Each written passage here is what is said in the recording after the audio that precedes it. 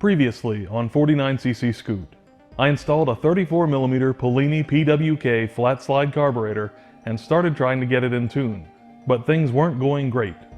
It ran well in 8th mile acceleration tests, and I could ride it around, but exhaust gas temperatures were 1300 to 1400 degrees Fahrenheit in under 10 seconds of wide open throttle, unless unusually large main jets were used or the main jet was totally removed.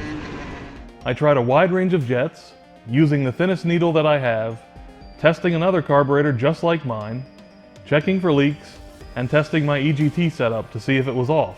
But I still needed either a 250 main jet or no main jet at all to see EGTs in the range where I typically got the best results when I had the 28mm Del Orto VHST that I used before this carburetor.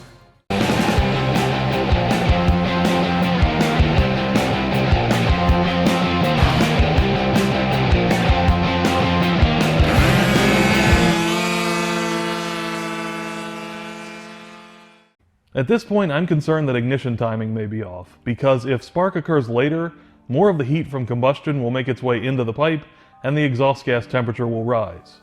I set up an indicator and verified that the marks on my stator and rotor aligned at 0.35mm before top dead center, exactly where they were originally set. If ignition timing has changed, it wasn't because of the flywheel or the stator moving, and would have to come from either a CDI or other malfunction. I needed to use a timing light to see if actual timing was on spec, but I didn't have a timing indicator for the RC1, so I made one. Just FYI, you don't have to get fancy with a timing indicator.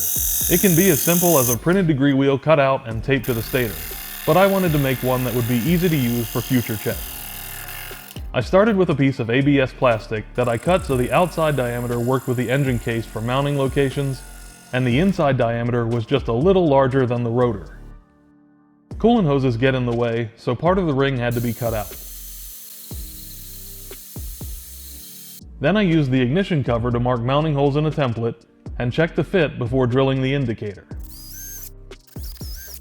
All mounting holes were elongated to make it easy to set up and adjust. I printed a 360-degree protractor with the print size set to the outside diameter of my indicator and cut and glued it on. I cut lines every 5 degrees with a utility knife, and then went over them with a scriber to make them deeper before removing the paper. I finished it off by marking the timing numbers with punches, and then using a paint marker to make everything a little bit easier to read. I set it up so the rotor mark aligned with 0, just like finding top dead center with a degree wheel, using a piston stop. Then the indicator was ready to use, but I didn't want to rev the engine up and spin the wheel at high speed on the bench, so I disabled the CVT. The easiest way for me was to remove the variator and add some spacers, so I could still use basically everything but the variator and the ramp plate. That allowed me to put the cover back on and kickstart the engine for timing checks.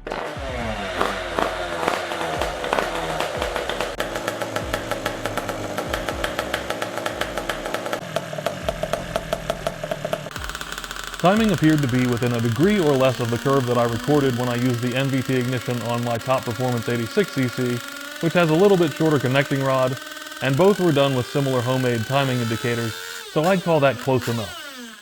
I wouldn't expect 1 degree or less to give me drastically different exhaust gas temperatures, so I moved on to another idea. I've always tuned carburetors by starting with the main jet.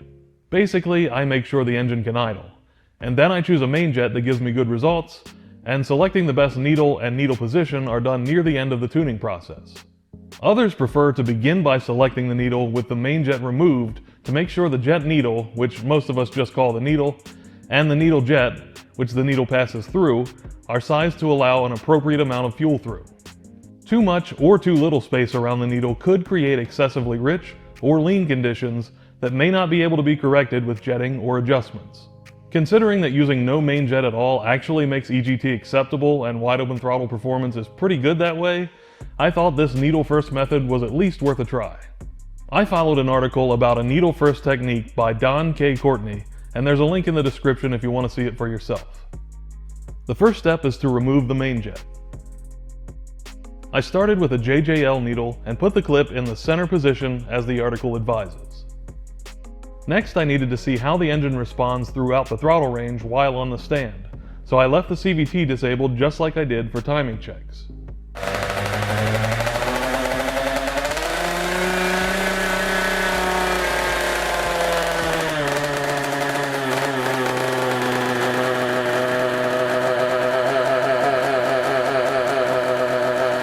It ran okay up to roughly a quarter throttle, but was rich and struggled to run anywhere beyond that. According to the author, the next size leaner needle diameter should be tested, so I switched to the JJM needle, which is 0.01 millimeters thicker, again with the clip in the center position, and I tried again.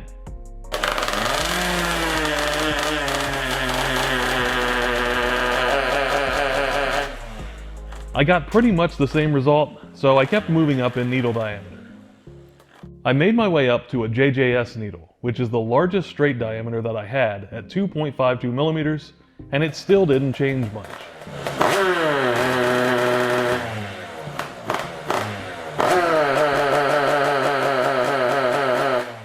What the author wants to happen is for the engine to run clean up to around 3/4 throttle, and then become too rich beyond that point, indicating the correct needle. Since that wasn't happening for me, I looked over Polini's needle chart and decided to try the HLJ, which has a smaller straight diameter than any of the needles tried so far, but the tip diameter is significantly larger.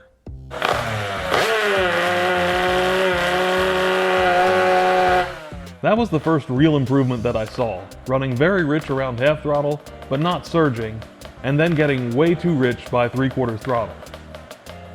It still wasn't what the author stated as correct, but given the selection of needles on hand, it was as good as I could do, so I moved on to the next part of the process, which is choosing a pilot jet. With the engine warm, the main jet still removed, and the needle clip in the center position, the idea is to find a pilot jet that gives the highest RPM at 1/8 throttle with a mixture screw between 1 1/4 and 2 1/4 turns out. The mixture screw is on the air filter side of the PWK, which means it controls air rather than fuel. So if the screw needs to be less than 1.25 turns out, a larger pilot jet should be used, and if it needs to be more than 2.25 turns out, then a smaller pilot jet should be used. I wound up moving all the way from a 55 that was in there to a 40 pilot jet to get the best results between 1.5 and 1 3/4 turns out. Next up, finding the correct main jet. At this stage of the process, the engine should run clean from idle all the way to about 3/4 throttle, and then it should be too rich above that. The author now wants us to choose a main jet that lets it run clean from 3/4 to wide open throttle without bogging or hesitation. There's more detail in the article, but you can read that yourself if interested. Up till now, the tuning method made sense and seemed like it could be useful to me. But the idea of selecting a main jet with a scoot on the stand doesn't make sense based on any past experience of mine. The engine needs to be under load. I'd expect any main jet chosen, essentially free revving, to be much too small for real world conditions, and I've seen so many people try to pick a main jet on the stand only to find out it runs poorly when they try to ride it. I gave the method a try anyway, just to see what happened. You're supposed to start with a main jet smaller than what was being used, so I went with a 200, a big step down from the 250.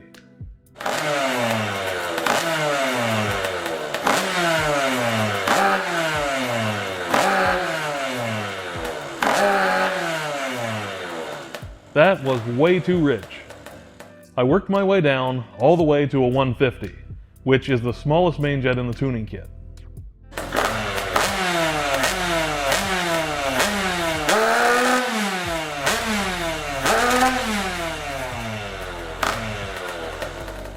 Even that was still too rich. I did have the 122 that came with this carb, but I was very skeptical of this method and didn't want to go that small.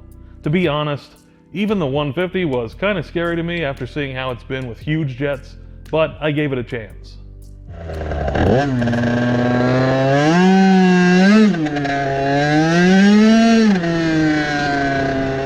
It ran very crisp at low throttle, but I'm used to tuning richer around 1/8 to a quarter throttle, so it's safe for cruising. I held it at half throttle for a few seconds, and the engine shut off with a flash of 1303 EGT.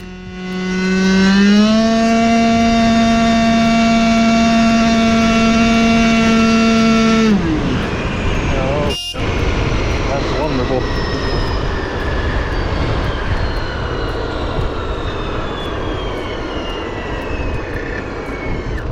Wow, this tuning method has worked fantastic. 1303 at half throttle, that's always good. It moves. Whether it's got any compression. I thought that was it for the piston, so I was pretty surprised when it fired up. I never did any 1/8 mile tests because it would run wide open throttle, but it felt and sounded obviously lean to me. Yeah, that's way lean.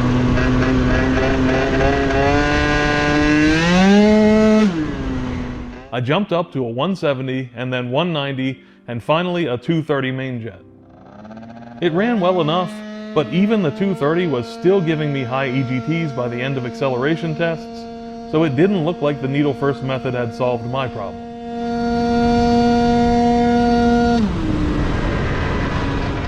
To be fair, I didn't have a needle that gave me the perfect results that the author was after, but even being too rich there, the main jet was way off. Not a bad method to know, and it gave me very crisp throttle response that I think would at least be good for drag racing, but stick with testing under load for the main jet. So now my thoughts are that either the EGT is off and I just didn't catch it with testing, or that ignition timing may need to change with the new carburetor. I did something that I probably should have done long ago and switched back to the 28mm VHST that I was using before the PWK. If exhaust gas temps are still high with a VHST, then I would have to assume that I've got an EGT error. But if temps matched past data, then it has to be somehow related to the bigger carb. I did 9 test runs because it was a very windy day and I wanted to be confident with the result.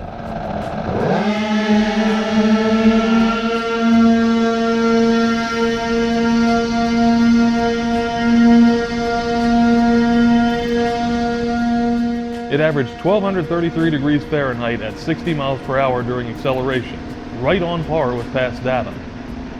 At least I knew that my EGT was operating as it has since day one, but now I was back to trying to find out why EGT is high with a PWK, or why the PWK requires such huge jetting that's not typical of what others use. When I started out with this project, I had info from Ryan Ott about his tune with the exact carb and a similar RC1, so I thought about what's different on his bike. He does use a different intake, but I can't see that having such a big influence on jet size. He's got a different exhaust now, but the same jetting worked when he was still using an MHR exhaust like mine. The only major difference that I know of is the ignition system. I'm using an MVT ignition, and he uses the Melosi Soletra ignition that comes with the RC1. I've had people tell me over the years that I use the Digital Direct that the MVT is junk. But the problem is, no one has provided details about this opinion to me, and it's worked well enough as far as I could tell. For this particular problem, I assume that the ignition curve was wrong in the power band around 12 to 14,000 RPM, because that's where RPM stays when I'm doing acceleration testing, or basically any time that I'm wide open throttle. Here's a graph showing the MVT ignition curve that I've measured, versus the curves intended for 94cc setups as shown in Melosi's installation manual for their ignition. The MVT has higher advance at low RPM, but in the area that I was concerned about, near the power band around 13 to 14,000 RPM, it has 3 to 5 degrees less advance than the Melosi curves do. There's no way for me to change the timing with the CDI that comes with the Digital Direct ignition, so the only way for me to get closer to Melosi's advance in the power band is to move the entire timing curve up. Here's a look at where advancing the MVT by 3 degrees would put the timing. When we zoom in on the 12 to 14,000 RPM range, it's clearly much closer. Pinpointing 13,500 RPM, which is likely very close to my peak power from past tuning data, a 3-degree change would put me within roughly a degree of Melosi's curve. I decided to go with that, because again zooming out, you can see that advance at low RPM is very high, reaching as much as 46 degrees. I know it's got a lot of timing anyway, so it worried me to advance it even this much, let alone another degree to match the Melosi, and I assumed that if advance was indeed the issue, that 3 degrees should be plenty to show me a change in EGT or jet size required. My ignition was installed at 0.35mm before top dead center, as MVT recommends for longer than stock stroke engines. Using a calculator on my site, I can see that that equates to 9.18 degrees before top dead center. Adding 3 degrees, I plugged in 12.18 degrees into another calculator, and that showed that I needed to set the ignition up at 0.62mm before top dead center to get the 3 degrees of advance that I was after. I wanted to have a direct comparison before and after, so I reinstalled the PWK with a 215 main jet that performed well in previous tests, and went out and did some more acceleration runs. I came back and advanced the timing 3 degrees. Then I went out for another set of runs. With standard timing, EGT averaged 1321 at 60 miles per hour, and performance was typical with a 993 average in the 8th mile. With the timing advanced, EGT dropped to 1178 on average, which is much closer to what I was used to seeing before the big carb, but it felt out of tune and it was over a second slower with an 11.01 average 8th mile and significantly slower trap speeds. I would expect to see lower EGTs as timing is initiated earlier, since it keeps more of the combustion event inside of the cylinder instead of in the header, so I wasn't really sure if this was a good sign or not yet. It seemed too rich on the top end, so I needed to find out what jetting worked best now, and if EGT was going to stay reasonable or go back to being hot once jetting was corrected. It just happened to be a holiday that most businesses closed for, so I took advantage of that for a rare opportunity to have a test strip to myself. That way I could go through a range of jetting much more quickly than normal and keep all tests in close proximity to each other. I tested main jets from 205 to 180 and got good results with anything between 180 and 200. The quickest average was with a 190, but everything from 180 to 195 was within a tenth of a second, and how well I did taking off accounts for some of the variation. Exhaust gas temperatures were in what I'd usually call an acceptable range, with anywhere from 185 to 195 main jets. So it looked like after the timing change, I was actually pretty much on par with typical main jet sizes instead of needing gigantic jets. Seeing EGT and jetting settle into expected areas after the timing change was a big relief, so I figured I was on the home stretch. I needed to do a little fine tuning of the carb and CVT and make sure part throttle didn't get too hot, and I'd be good to go. I put in a 192 main jet to stay on the safer side and went to see how it ran.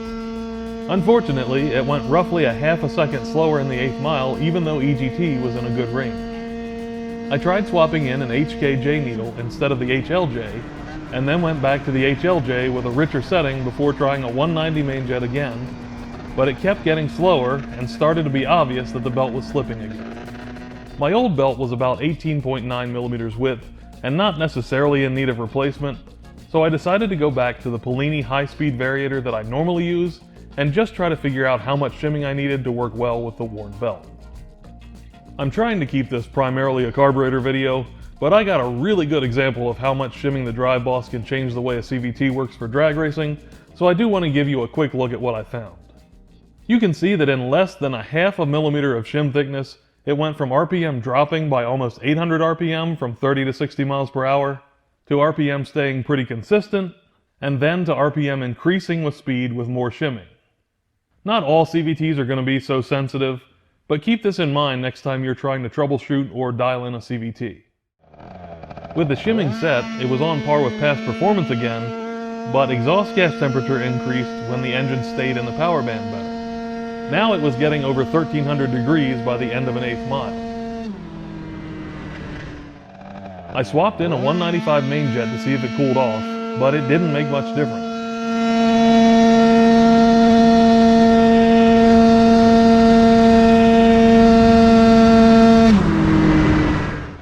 I headed home to try an even larger jet, but I didn't quite make it.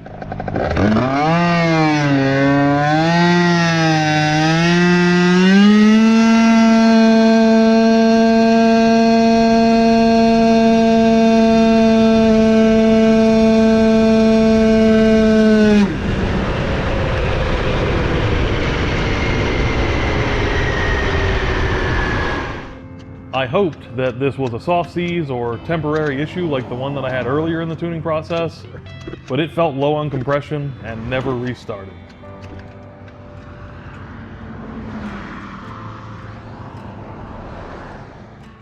I pulled the plug later and found aluminum on the plug, confirming that I'd be at least needing a new piston.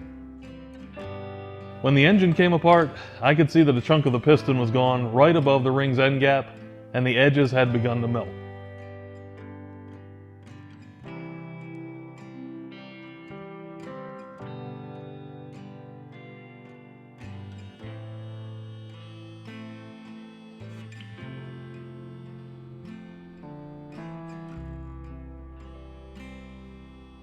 The cylinder was either scored or had aluminum transfer on it from the piston, or both.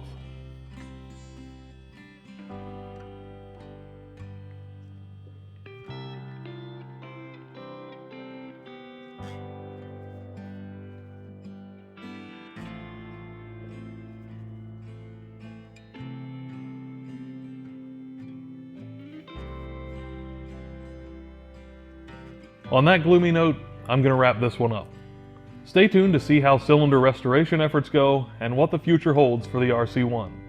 Subscribe so you don't miss anything, and give this video a thumbs up if you've enjoyed it or found it helpful. Thank you for watching.